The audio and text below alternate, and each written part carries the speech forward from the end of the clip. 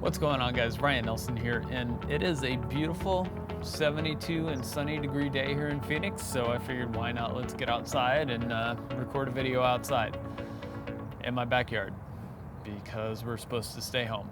So a while back I was looking for an external monitor for my Blackmagic Pocket Cinema camera, and I was really having trouble coming up with what I wanted to get for this.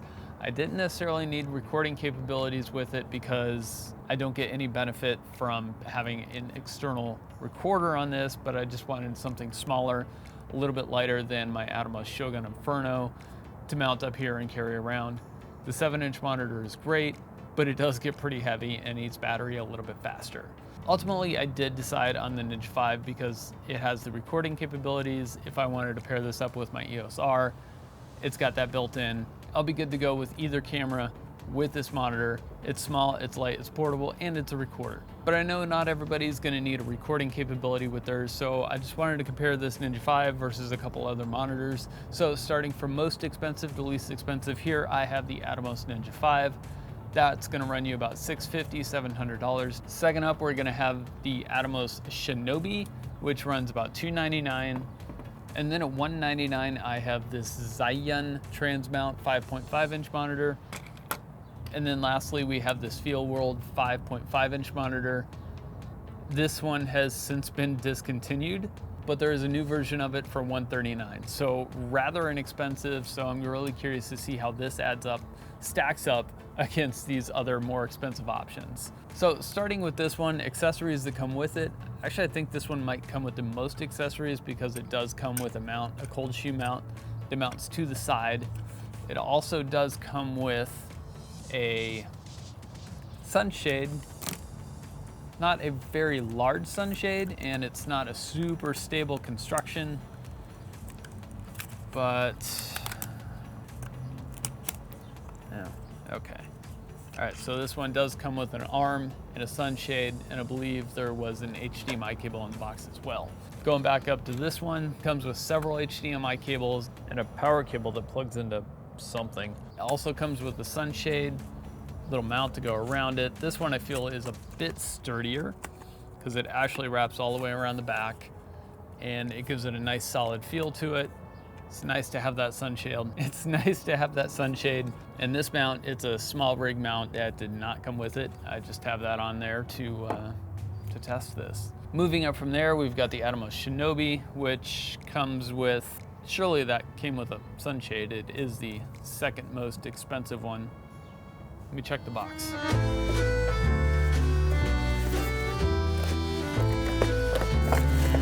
Power adapter, that's it. Okay, so no sunshade on the Shinobi. That's kind of disappointing considering it is the second most expensive one. The Ninja, let me check the box for that one too.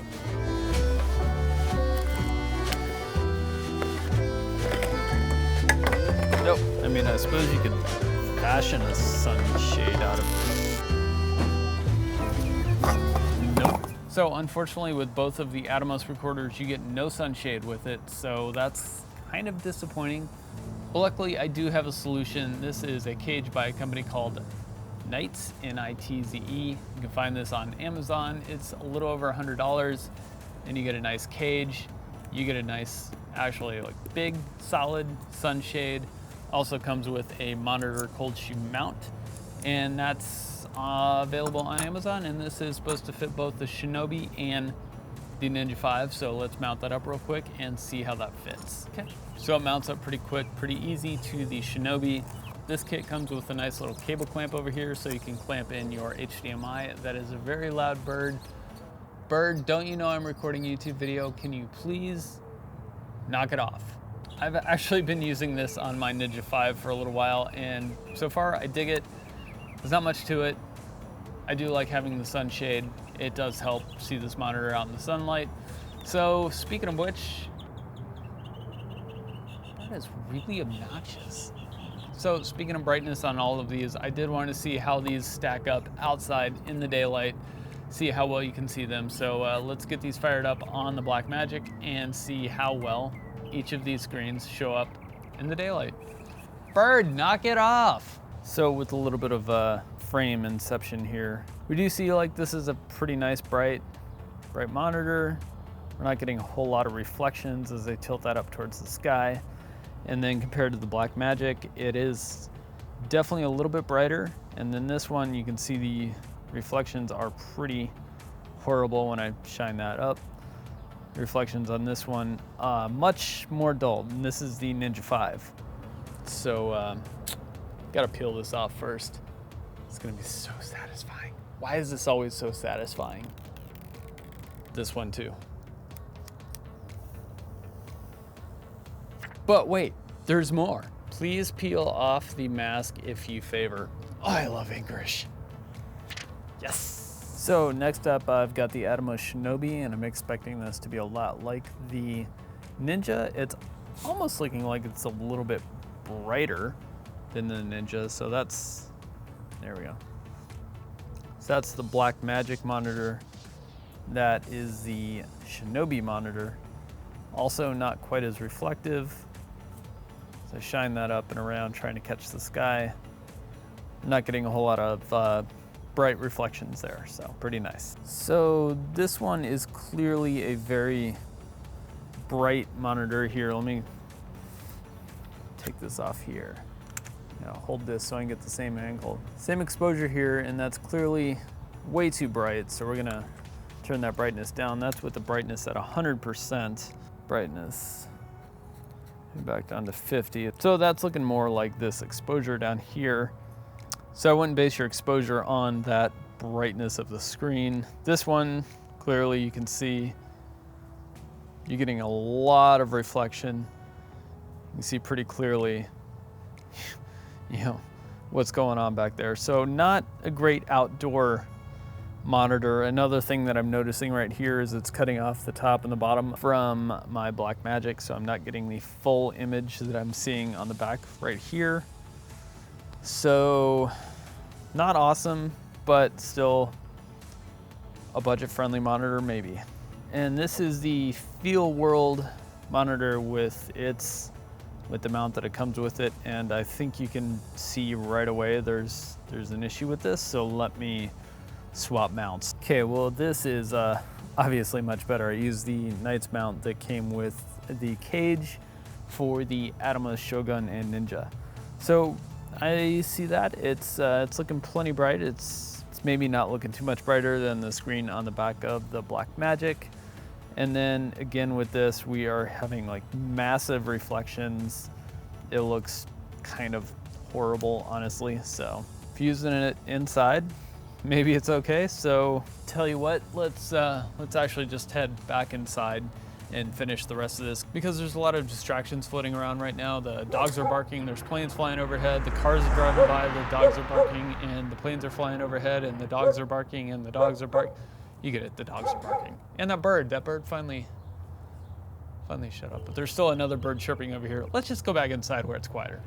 Okay, back inside, I just wanted to do a quick setup, run through some of the features of these monitors, things like audio metering, focus peaking, histograms, false colors, things that you might find useful on set. So let's run through these and see how easy they are to use, how easy they are to access, and get back to shooting.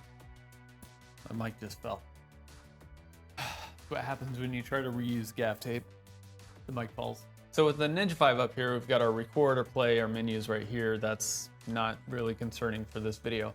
But what I'm looking for is our histogram here, our RGB waveform. Here we've got another couple of scopes. I don't know the technical name for those, sorry.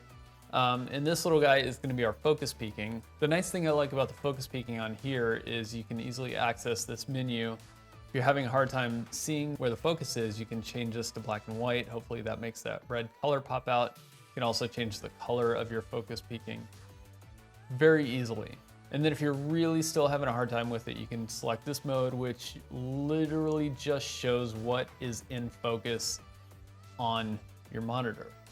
Pretty handy. Another thing you can change real quick here is the size of the focus. So we can go small, medium, large. That just helps you see if you're in a really fine situation like this. I can barely see the focus peaking right there. But if I make that larger, that's pretty easy to see. Okay, so focus peaking off, we also have our zebras. Again, we can get right back in here and change this really quickly. I like to keep mine around 70%. And then right here, we've got our false colors, even has a nice little sliding scale over here from blown out to complete black. And this just shifts your colors in a different manner. So what we're looking for is to kind of stay in the middle of this range right here, this kind of light blue to gray. So as we darken down the exposure, it's going to go really, really like dark blue. That's going to be highly underexposed. As we open it back up, we see a little bit of reds coming in here, which means we're getting a little blown out. But we also don't want it to be too dark. So false colors can be pretty helpful. Then if you just want to see it in black and white, we've got this right here. You need to zoom in, ×2 right there. You can change your aspect ratios here. Really quick, really easy. And then if you're shooting anamorphic, I guess you can change that as well. So let's move on to the Shinobi. This is very similar to the Ninja. So we've got our scopes here. The big one is the waveform. You have both your waveform and your histograms here, your RGB histogram and your RGB waveforms. This page I think is really nice. It's like kind of a big summary page, but I like the summary page because you have your histogram, your waveform, your little scopes right here, your audio levels, and then your frame. That's all on one page. That's pretty nice. That may also be in the new Ninja update. I'm not sure. I haven't updated yet. And then we also have our focus peaking with the same settings here. Same with the zebras. You can get in here and change that real quick. False colors, got the same. Nice thing about this is you can do a 2x and a 4x zoom on the Shinobi. You can't do that on the Ninja. And then up here we have the audio monitors on the Shinobi. If you need to turn your headphones up and down, it's right there. Really easy. That's also a feature on the Ninja. I forgot to point that one out, but it is there. So let's move on to the TransMount. Okay, so the Zhiyun, it's set up a little bit differently. It's not an actual touchscreen monitor, which I was not expecting. So it's not a touchscreen. So we've got our hotkeys up here. It's F1, F2, F3, and exit. And then our turn dial, which also acts as our menu, which I've found to not actually be very easy to use. A lot of the times when I go to actually click something, I actually only scroll it once and then click something else. So here we go. We've got our different functions here. So monochrome display. Ooh, that's interesting. Black and white. The RGB off and then black and white. False color off, we've got that on. That clearly, well, let's see if we can get back here. Exit, exit. And this is a bit different than what it looks like on the Atomos. We still have our scale over here, which is really nice. But if we want to get in and out of that real quick, well, that's not an option unless we turn. You can go and set these hotkeys up here for false color on, false color off, focus peaking high, low and high, which I'm not seeing anything up here when I see the focus peaking on and off, center mark on and off. So that's what they come preset to. So let's go back to, right, click that, focus peaking, peaking color, red, green. Let's see if I can change that peaking to green. Yeah, now it shows up a little bit more on high. So if you want to use the hotkeys up here to turn your focus peaking on, you have to click it and wait for it. And then it pops up. Okay, so that makes more sense. We're going to turn that off. We're going to go back into our menu here. Zebra pattern. So we can turn our zebra on, but our choices are 70 or 100. Let's back out of that.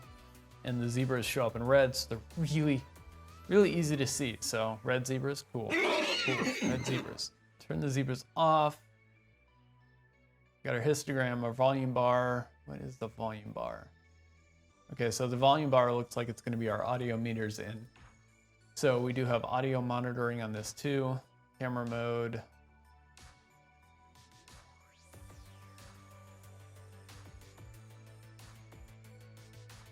I don't know what the difference is there. So we do have a fair amount of settings here in the menus. You can go in here and set your hotkeys. So if I wanted to change F3 to center mark, if I want to change that to zebra, there we go, set that. Other settings, So clearly this one isn't quite as easy to get through the menus as the Atomos is. So let's take a look at the FeelWorld monitor and see how easy that one is to use.